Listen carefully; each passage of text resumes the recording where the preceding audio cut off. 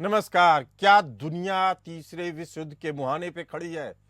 कौन है जो युद्ध के माहौल को बदल सकता है? तो इसका जवाब है ट्रंप। लेकिन कैसे? इस सवाल के जवाब पर चर्चा के लिए मैं हूं डॉक्टर प्रसून। लेकिन सबसे बड़ा सवाल है कि अगर अमेरिका के अगले होने वाले राष्ट्रपति डोनाल्ड ट्रंप अपनी कोशिशों में नाकाम हुए तो क्या तीसरा विश्व युद्ध तय है? नाकाम होने की बात इसलिए कही जा रही है क्योंकि अमेरिका अब दुनिया के मामलों में पहले से कम दिलचस्पी ले रहा है। यह बात मैं नहीं बल्कि भारत के विदेश मंत्री एस जयशंकर ने कही है। विदेश मंत्री एस जयशंकर ने कहा कि अमेरिका का यह रुख आगे भी जारी रहेगा, चाहे वहां कोई भी राष्ट्रपति बने। यह बात जयशंकर ने ऑस्ट्रेलिया के कैनबरा में एक कार्यक्रम में कहा। उनके साथ ऑस्ट्रेलिया और न्यूजीलैंड के विदेश मंत्री भी मौजूद रहे। जयशंकर ने कहा कि अमेरिका में यह बदलाव बराक ओबामा के समय से ही दिखने लगा। जयशंकर ने यह भी कहा कि अमेरिका को समझने के लिए सिर्फ उसके मौजूदा राष्ट्रपति की विचारधारा को नहीं देखना चाहिए, बल्कि अमेरिका के राष्ट्रीय हितों को भी समझना होगा। जयशंकर ने कहा कि अगर हम वास्तव में उसके विश्लेषण कर रहे हैं तो हमें एक ऐसी दुनिया के लिए तैयार रहना होगा जहां वास्तव में उस तरह का प्रभुत्व और उदारता जो शुरुआती दिनों में अमेरिका के पास थी जारी न रहे। हालांकि रूस के राष्ट्रपति पुतिन अमेरिका के अगले होने वाले राष्ट्रपति डोनाल्ड ट्रंप को लेकर बेहद आशान्वित हैं। वहीं ट्रंप ने पुतिन से बातचीत से पहले बुधवार को यूक्रेन के राष्ट्रपति जेलेंस्की से भी बात की।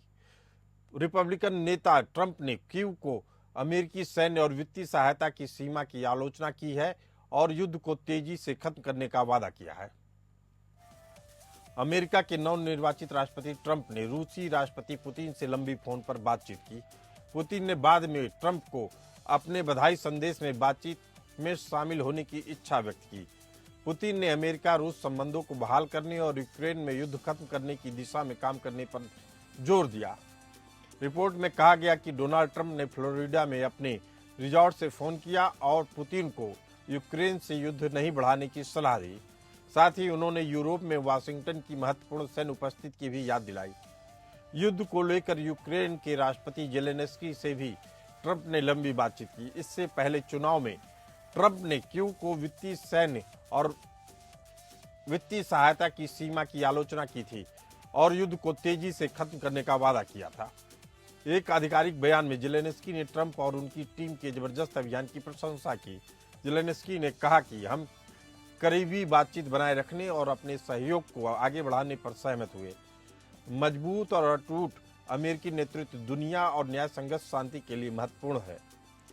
इन दोनों देशों की वार्ता से साफ है कि ट्रंप को लेकर पुतिन जेलेंस्की दोनों ही नेता युद्ध खत्म करने और ट्रंप की सक्रिय भूमिका की उम्मीद लगाए बैठे हैं। वहीं डोनाल्ड ट्रंप हमेशा से अवैध अप्रवासियों के लिए मुखर विरोधी रहे हैं। इस बार चुनावी रैली में उन्होंने अमेरिकी इतिहास का सबसे बड़ा डिपोर्टेशन प्रोग्राम चलाने का वादा किया। कनाडा के अधिकारियों ने शुक्रवार यानी 8 नवंबर को कहा कि वे हाई अलर्ट पे हैं और अमेरिका के साथ बॉर्डर पर निगरानी रखे हुए हैं। ट्रंप ने अमेरिका में रह रहे अप्रवासियों को देश के खून को जहर बनाने का आरोप लगाया। इसी कारण अमेरिका से भारी मात्रा में अप्रवासियों के आने की आशंका से निपटने के लिए कनाडा हाई अलर्ट पर है, जिसके बाद कनाडा सदमे भी दिख रहा है। अमेरिकी राष्ट्रपति चुनाव में डोनाल्ड ट्रंप की जीत कनाडा के प्रधानमंत्री जस्टिन ट्रूडो के लिए मुश्किलें खड़ी कर सकती है। ये वही जस्टिन ट्रूडो हैं जिन्हें कभी रिपब्लिकन नेता ने पागल वामपंथी करार दिया था। ट्रंप ने अपनी पुस्तक सेव अमेरिका में पीएम ट्रूडो को क्यूबा के राष्ट्रपति कास्त्रो की अवैध संतान तक बता डाला। विश्लेषकों और अर्थशास्त्रियों का मानना है कि व्हाइट हाउस में ट्रंप की वापसी से व्यापार विवाद बढ़ सकते हैं, जो कनाडा के लिए मंदी की एक वजह बन सकते हैं। कनाडा का 75% निर्यात केवल अमेरिका को होता है। कनाडा सरकार अभी भी उन खालिस्तानी आतंकवादियों पर कार्रवाई करने में हिचक रही है जो हिंसा में लिप्त पाए गए हैं। भले ही अब थोड़ी बहुत कार्रवाई दिख रही है, लेकिन यह भी दिखावे के लिए है। लेकिन ट्रंप के आने के बाद ट्रूडो सरकार आतंकी गतिविधियों पर लगाम लगाती एक हद तक दिख रही है। हालांकि कनाडा में 1 साल के भीतर चुनाव होने वाले हैं और अधिकांश सर्वेक्षणों में जस्टिन ट्रूडो की हार की भविष्यवाणी की गई है। इजरायली प्रधानमंत्री नेतन्याहू ने कहा कि किसी भी मामले में हम खुद को और अपने नागरिकों की सुरक्षा के लिए जो करना होगा वह करेंगे। हम इतिहास की भयावहता को कभी भी दोहराने की अनुमति नहीं देंगे। हम ना तो यहूदी विरोध के आगे और ना ही आतंकवाद के आगे कभी भी आत्मसमर्पण करेंगे। एक सवाल और हवा में तैर रहा है, क्या ट्रंप के आने के बाद इजरायल फिलिस्तीन संघर्ष खत्म हो जाएगा? लेकिन इससे पहले आप सभी को ट्रंप के पहले के कार्यकाल में अमेरिकी रुख को समझना होगा। अपने पहले कार्यकाल के दौरान डोनाल्ड ट्रंप ने इजरायल के समर्थन में कई विवादास्पद नीतिगत कदम उठाए। साल 2017 में उन्होंने यरूशलेम को इजरायल की राजधानी के रूप में मान्यता दी और अमेरिकी दूतावास को तेल अवीव से हटाकर ट्रांसफर कर दिया। इजरायल की कमर्शियल टीवी चैनल 12 द्वारा प्रकाशित चुनाव के बाद के सर्वे के मुताबिक 67% इजरायलियों ने कहा कि वे ट्रंप की जीत से खुश हैं। समाचार एजेंसी DW से बात करते हुए यरूशलेम के राहगीर ने कहा कि हमें उम्मीद है कि डोनाल्ड ट्रंप हमारे देश के लिए, अमेरिका के लिए भी महान कार्य करेंगे, लेकिन मुख्य रूप से उन्होंने बहुत सारे वादे किए हैं। अगर उनमें से आधे भी वादे पूरे कर पाते हैं तो उनके लिए कहने के लिए शब्द नहीं होंगे। हालांकि नेतन्याहू सरकार के कुछ आलोचकों के लिए ट्रंप की वापसी के लिए अच्छी खबर नहीं है। लेबनान, ईरान जैसे देशों को ट्रंप ने चुनाव जीतने के बाद ही चेतावनी दे डाली। वहीं आतंकवादियों और चरमपंथियों को भी आगाह कर दिया कि उनके कार्यकाल में आतंकी गतिविधियों को नेस्तानाबूद कर दिया जाएगा, जिसके कारण न सिर्फ हमास, हिजबुल्लाह और हुती जैसे संगठन बेहद दबाव में हैं, बल्कि इस संदेश का असर पाकिस्तान, बांग्लादेश और कनाडा जैसे देशों में भी देखा जा रहा है। इसी मुद्दे पर चर्चा करने के लिए हमारे साथ मौजूद हैं कैप्टन अनिल गौड़, रक्षा विशेषज्ञ के तौर पे, और हरिमोहन कौशिक, जियो पॉलिटिकल एक्सपर्ट। आप दोनों मेहमानों को बहुत बहुत स्वागत है। कैप्टन अनिल गौड़ जी, जिस तरीके की परिस्थितियां दिख रही हैं और ट्रंप कह रहे हैं कि हम युद्ध नहीं शांति चाहते हैं, तो क्या लगता है कि युद्ध के बिना शांति कायम कर लेंगे? अनिल गौड़ साहब, अनिल गौड़ जी का फोन नहीं लगा हुआ है, यही सवाल हम हरिमोहन कौशिक जी से लेते हैं। क्या ट्रंप इस स्थिति में है कि वह बिना युद्ध किए शांति ला सकते हैं? सर, अगर है ना, अगर यूक्रेन वॉर का बेसिक कॉज देखा जाए, बेसिक रीजन जिसकी वजह से लड़ाई हो रही है, वो असलियत में यूरोपियन यूनियन और फिर नाटो का एक्सपेंशन, इसके ऊपर लड़ाई, जिसमें रशिया बार बार कह रहा है कि यार ये रेड लाइन है, इसे क्रॉस मत करो, यूक्रेन के अंदर मत आओ। यूक्रेन एक बफर स्टेट की फॉर्म में रह जाएगा, जिसके अंदर नाटो उससे वेस्ट में और रशिया उससे ईस्ट में होगा। एक तरफ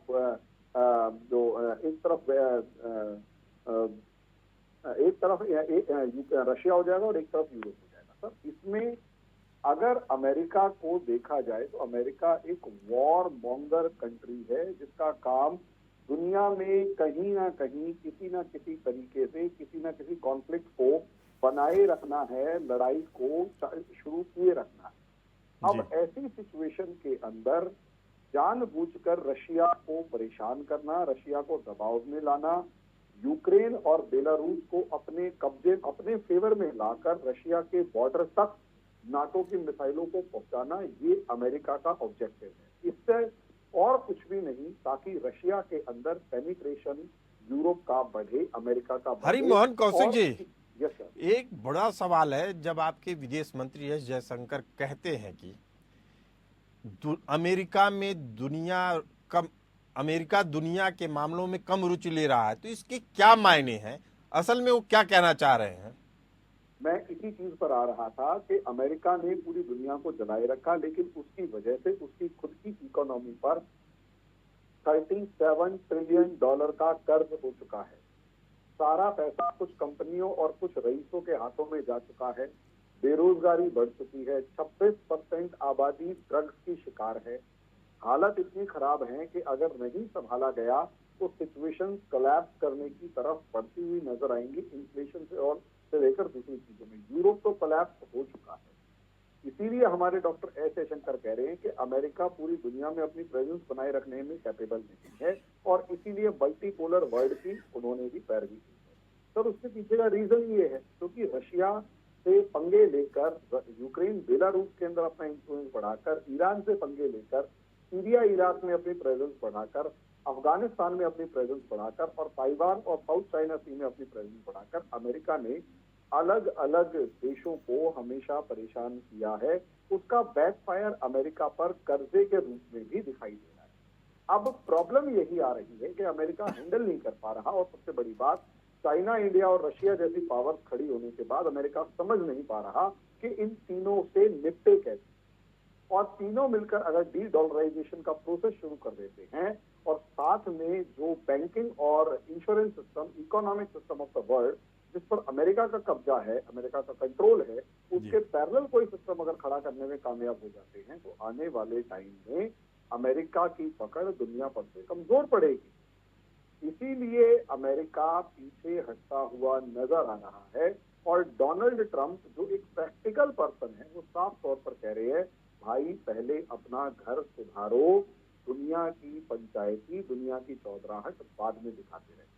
हरिमोहन कौशिक जी, एक सवाल और भी उभर रहा है कि अगर ट्रंप नाकाम रहे तो यह मान के चलिए कि आने वाला समय तीसरे विश्व युद्ध का आगाज ही होगा।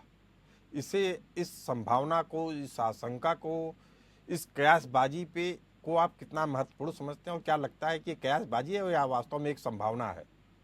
सर माफ कीजिए, ट्रंप अगर नाकामयाब रहे इस पर्सपेक्टिव में हम देखें, अगर तो वो रशिया यूक्रेन वॉर रुकवाने में नाकामयाब रहे तो सर मुझे ऐसा लगता है यूक्रेन को एक बार पैकेज मत दीजिए, 2 महीने पैसे मत दीजिए, यूक्रेन उससे पहले पहले घुटनों के बल आ जाएगा। और अगर यूक्रेन घुटनों के बल आ जाएगा और रशिया को यह समझा दिया जाए कि और रशिया से किसी तरीके की एडजस्टमेंट की जाए कि ठीक है यार, हम तुम्हें गारंटी ये दे रहे हैं कि यूक्रेन के अंदर जो तुमने कब्जा किया है वो तुम्हारे पास रहेगा, थोड़ा बहुत इलाका जो यूक्रेन मतलब एक्सचेंज में कर सकते हो वो चीज।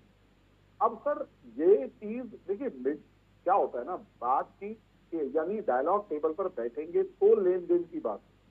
पिछले 2 साल 2.5 साल में अगर मैं केवल इस बात को 3 समझना चाह रहा था हरिमोहन कौशिक जी कि अपने विदेश मंत्री, भारत के विदेश मंत्री अगर एस जयशंकर यह कह रहे हैं कि अमेरिका दुनिया के मामलों में रुचि कम ले रहा है, अगर यही नौबत बनी रही तो क्या इसके मायने यह निकाले जाएं कि दुनिया को अपने हाल पे छोड़ देगा, युद्ध हो चाहे कुछ भी हो? क्या अमेरिका इस चीज के लिए तैयार है? हरिमोहन कौशिक सर अमेरिका को तैयार होना पड़ेगा अगर अमेरिका खुद को बचाना चाहता है।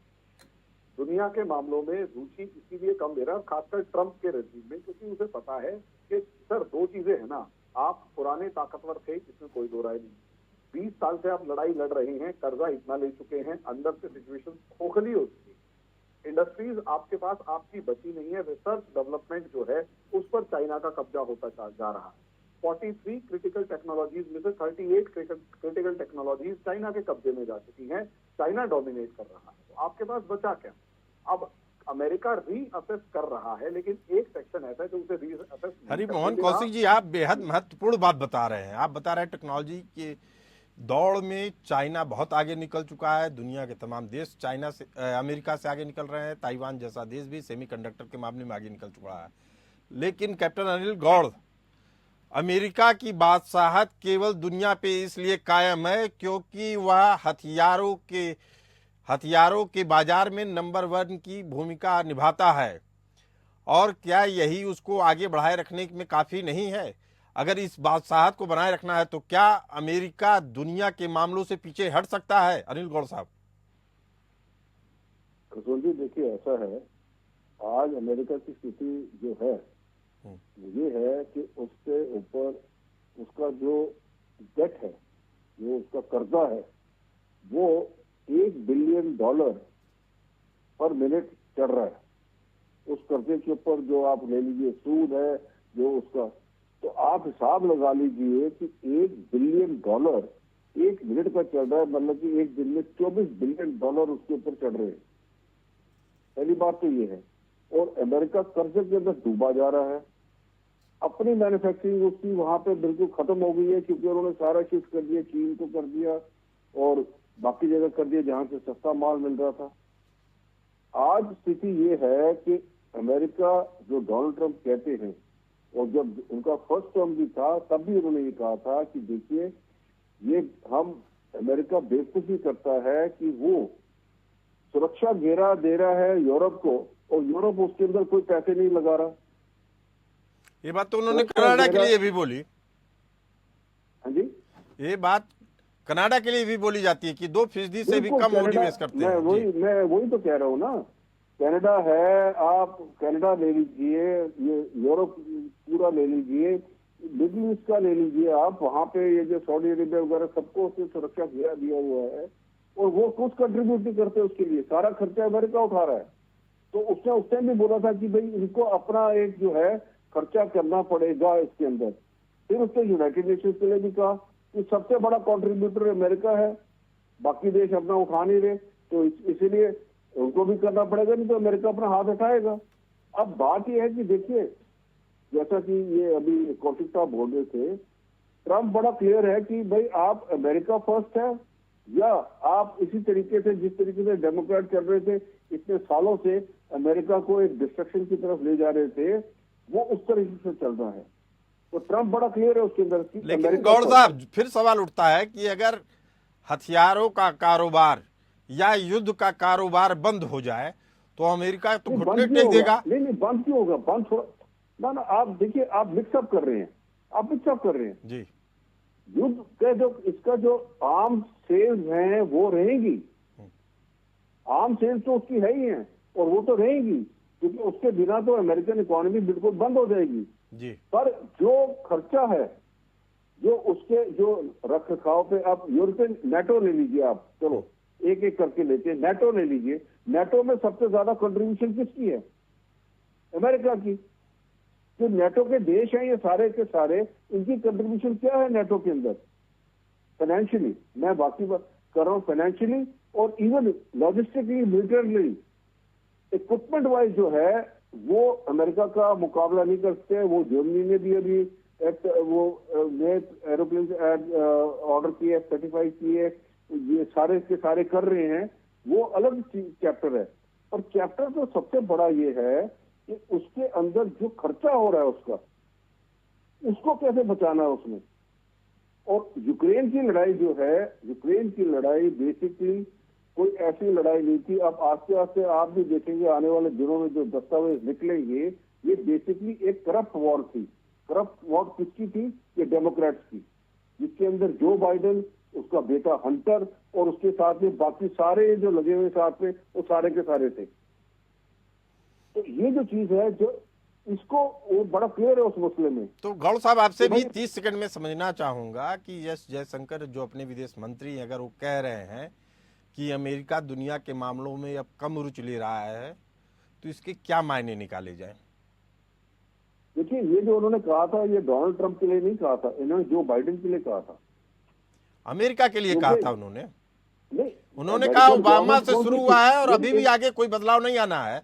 उन्होंने अपनी बात में साफ कर दिया। नहीं, ऐसा है, आप थोड़ा सा इसको समझिए। जो उन्होंने कहा था, उन्होंने वो पहले जो प्रीवियस डेमोक्रेटिक गवर्नमेंट थी उसके लिए कहा था, जी जिसका बड़ा क्लियर एक है कि डेमोक्रेटिक गवर्नमेंट जो ये थी, वो एक तो रिजीम चेंज में बिलीव करती थी कि दुनिया की इलेक्टेड गवर्नमेंट को हटा के अपने डिक्टेटर बिठाना, जैसे बांग्लादेश में बिठाया, जैसे यूक्रेन में बिठाया, जैसे वहां और भी कोशिश कर रहे थे, इराक वगैरह में सारे कोशिश कर रहे थे, ठीक है नहीं? तो ये जो चीज है ये उनकी थी, ये उनका कहना वो था। और बाकी जो जगह, क्योंकि देखिए इसमें इन्वॉल्व होने के बाद में अमेरिका जो बाकी जो असली चीजें हैं, कौन सी, जो आप दुनिया की तरफ अगर आप देखें, बहुत सारी ऐसी चीजें हैं जिसके अंदर अमेरिका का साथ होना और अमेरिका का चलना बहुत जरूरी है, जिसके अंदर उनके पास ना टाइम था, ना वो उसके अंदर पैसा लगाना चाहते थे और ना ही उसके अंदर किसी की रुचि थी। क्यों? क्योंकि सारे के सारे इसी में लगे हुए थे कि देखिए जी, हम वहां पे जो है जो आर्म सेल्स हो रही है, इसको किसको जा रही है, डिस्ट्रक्शन हो रही है, रिजीम चेंज हो रहा है, ये सारे इसी में लगे हुए थे। तो कैप्टन अनिल गौड़ बेहद महत्वपूर्ण बात कह रहे हैं कि ये युद्ध में इंटरफियर तो अमेरिका करेगा ही करेगा। हरिमोहन कौशिक जी, गौड़ साहब की बात से एकदम साफ है कि अमेरिका चाह के भी युद्ध वाले कारोबार से या उसमें वो हटेगा नहीं और वो दुनिया के मामलों में अपनी दखलंदाजी जारी रखेगा। और शायद इसी के दम पे वो अपनी अर्थव्यवस्था बचा सकता है। लेकिन एक सवाल बार बार उठता है कि आप जब बताते हैं कि अमेरिका ने तमाम कर्ज लेके रखा है, तो उसको कर्ज देता कौन है और इतना पैसा दे कौन रहा है उसको, जबकि जो सामान्य समाचार पत्रों में आता लगता है कि अमेरिका ही दुनिया को कर्ज बांट रहा है। जी सर, एक्चुअली जब डॉलर इकोनॉमी की बात करते हैं तो अमेरिका कुछ नहीं करता। अमेरिका अपने ही नोट छाप कर अपने आप को दे देता है करता, और उन नोटों को छाप कर 17 सेंट का $1 छपता है और 17 सेंट का $100 का नोट छप जाता है। यानी 17 सेंट में वो $100 छाप कर अपने आप को लोन दे देता है और वो नोट छाप कर पूरी मार्केट में फैला देता है। इससे सिर्फ एक फर्क पड़ता है, इससे एक प्रॉब्लम आती है। दो चीजों का अमेरिका को खतरा बढ़ जाता है। पहला कि सर, इससे जो पैसा है, अगर वो एकदम से मार्केट में ये $37 ट्रिलियन जो कर्जा ले रखा है, ये डिसबैलेंस हुआ या बिगड़ा, तो एक जिसे कहते हैं ट्रेड क्राइसिस और इकोनॉमिक क्राइसिस क्रिएट हो जाएगा। इन्फ्लेशन स्काईरॉकेटिंग होगी दुनिया भर के अंदर। इसके अलावा मुझे नहीं लगता कि अमेरिका को ये पैसा किसी को देना है या कुछ और है। हाँ, कर्जे का मतलब ये है कि अगर आप इसे वापस करने लगे या जिस तरीके से आपने लिया अगर वापस करेंगे तो इन्फ्लेशन से लेकर इकोनॉमिक क्राइसिस बढ़ जाएगा। इंडिया को कर्जा लेना है तो डॉलर में लेना है, जो छाप रहा है अमेरिका। अमेरिका को तो अपने डॉलर खुद ही छापने हैं, तो वो चीज हमारे और उसमें ये सबसे बड़ा फर्क है। इसलिए वो $37 ट्रिलियन की जगह अगर $137 ट्रिलियन हो तो उसे भी झेल सकता है, क्योंकि उसे खुद ही नोट छापने, कागज के टुकड़े ही तो हैं। अब इसका दूसरा पार्ट आ जाता है कि क्या अमेरिका फिर दुनिया पर से पकड़ कमजोर करेगा। तब देखिए, पिछले कुछ टाइम से इंडिया में खबर आ रही है लगातार कि इंडिया जो है अपना गोल्ड रिजर्व बढ़ा रहा है और अपने जो रिजर्व है उनके अकॉर्डिंग या अपनी इकोनॉमी के अकॉर्डिंग गोल्ड रिजर्व को मेंटेन करने की कोशिश कर रहा है। ये चीज इसलिए हो रही है क्योंकि हमारे कंट्रीज का अमेरिका पर से भरोसा टूट रहा। एक छोटी सी खबर आई थी, जो कि मतलब अभी मैं ढूंढ रहा हूँ उसका, अगर डाटा मुझे मिल जाता तो एक पता लग जाएगा, वो कनेक्ट हो जाएंगे डॉट, कि चाइना के पास अमेरिका के चाइना के पास रिजर्व है $3 ट्रिलियन। चाइना ने क्या किया, $13 ट्रिलियन जो है वो नए छाप दिए। नतीजा उसका ये हुआ कि उसकी जो इन्फ्लेशन बढ़ी और $3 ट्रिलियन की वैल्यू जो थी वो कम हुई। इस गेम को इकोनॉमिस्ट कहीं ज्यादा अच्छे तरीके से समझाएंगे, लेकिन मैं इतना जानता हूं कि इस इकोनॉमिक सिस्टम पर जो अमेरिका की पकड़ है, असलियत में ब्रिक्स कंट्रीज की जो लड़ाई है वो इसी चीज से है कि अमेरिका पूरी दुनिया को ब्लैकमेल भी करता है, उनकी सारे रिसोर्स को खा जाता है, मात्र कुछ कागज के टुकड़े छापकर, जिसे वो डॉलर कहते हैं, और जब मर्जी उन डॉलर को छीन कर पूरी दुनिया की इकोनॉमी के ऊपर सैंक्शंस लगाता है और उसे पंगु बना देता है। आप दोनों लोगों की बातों से एक बात तो साफ है कि अमेरिका दुनिया पर अपनी पकड़ नहीं खोने देगा किसी भी कीमत पर। दूसरा, वह एक स्तर तक ही युद्ध के कारोबार में अपने आप को शामिल करेगा या युद्ध को बढ़ने देगा। तीसरे विश्व युद्ध तक की नौबत अमेरिका खुद नहीं आने देना चाहेगा। इस चर्चा में आप दोनों मेहमानों का बहुत बहुत धन्यवाद। इस चर्चा में फिलहाल इतना ही, हमें दीजिए इजाजत। चलते रहिए एपीएन न्यूज के साथ।